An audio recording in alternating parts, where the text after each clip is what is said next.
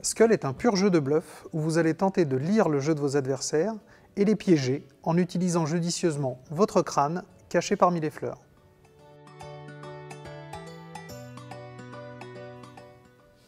Six peuples sont représentés dans le jeu. Chacun possède un set de 4 disques et un tapis joueur à sa couleur. Il y a donc 24 disques et 6 tapis joueurs. La boîte contient également une règle de jeu. Dans Skull, les joueurs vont pouvoir se défier en lançant des paris et vont également pouvoir s'éliminer. Le but du jeu est d'être le premier joueur à remporter 2 défis ou d'être le dernier joueur encore en jeu.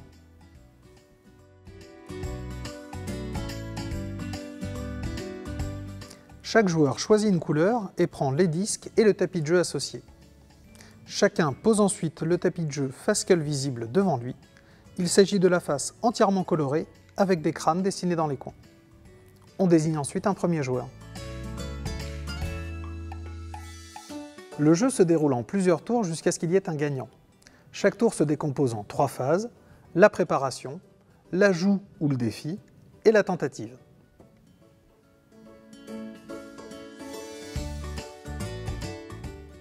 Chaque joueur choisit secrètement un de ses disques et le pose face cachée sur son tapis de jeu.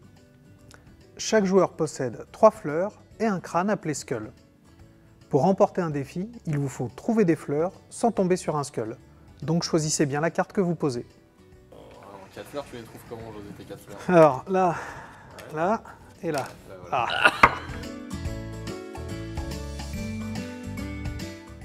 À partir du premier joueur, puis dans le sens des aiguilles d'une montre, chacun peut, à tour de rôle, soit choisir d'ajouter un disque sur son tapis de jeu, soit lancer un défi si cela n'a pas déjà été fait. S'il décide d'ajouter un disque, il pose un nouveau disque face cachée, par-dessus le disque déjà posé sur le tapis. Le nombre de disques en jeu n'étant pas secret, vous pouvez légèrement les décaler pour pouvoir les compter plus facilement.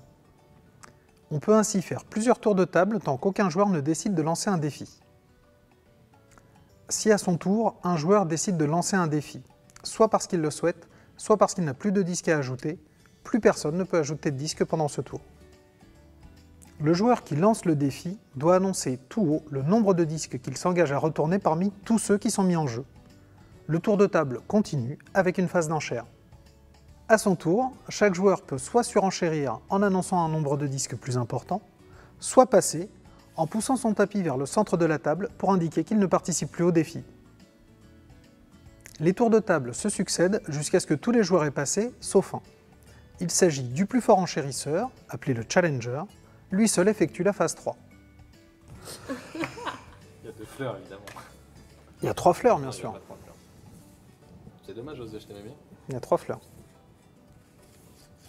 Garantie sur facture. Bah moi j'ai envie de dire qu'il y en a 4. Bim!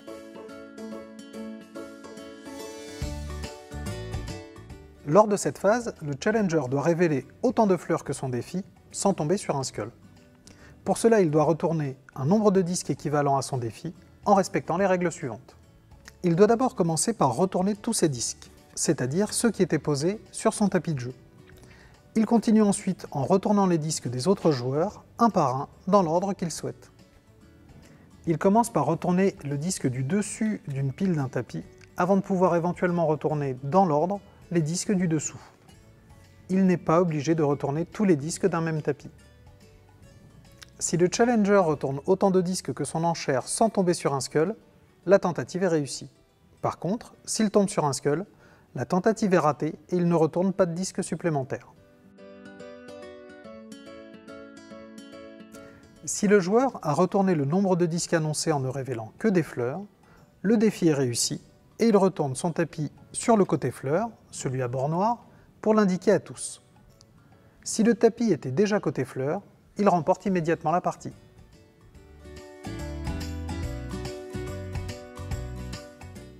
Si le joueur retourne un Skull, sa tentative s'arrête immédiatement, et chaque joueur reprend tous ses disques en main.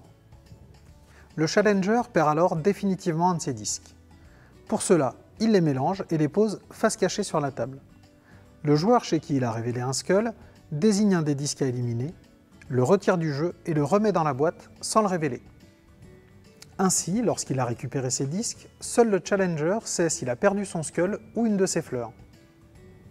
Si le challenger a retourné son propre skull, il choisit lui-même secrètement quel disque il va perdre. Même si le joueur qui tombe sur un skull ne doit pas révéler d'autres disques pour ne pas dévoiler la stratégie des adversaires, ceux-ci peuvent à loisir dévoiler leur jeu pour faire rager le challenger. Une fois la tentative résolue, on procède à un nouveau tour, le premier joueur étant toujours le challenger du tour précédent.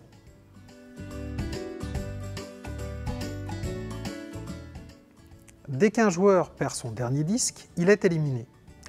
C'est le joueur chez qui il a retourné un skull qui devient le prochain premier joueur. S'il s'agissait de son propre skull, c'est lui qui choisit le prochain premier joueur. Si le challenger a posé sur son tapis plus de disques que la hauteur du défi, il n'est pas obligé de tous les retourner. Seulement ceux nécessaires à la réalisation de la tentative depuis le dessus de la pile. Lorsqu'un joueur n'a plus qu'un seul disque et que le tour revient à lui lors de la phase d'ajout de défi, il est obligé de lancer un défi et d'y participer normalement. Si son disque est révélé et qu'il s'agit d'un skull, il est immédiatement éliminé de la partie. A l'inverse, si son dernier disque est une fleur et qu'il est révélé, il peut continuer à jouer. Tout le monde connaît son jeu, mais il peut participer au défi, voire même gagner la partie.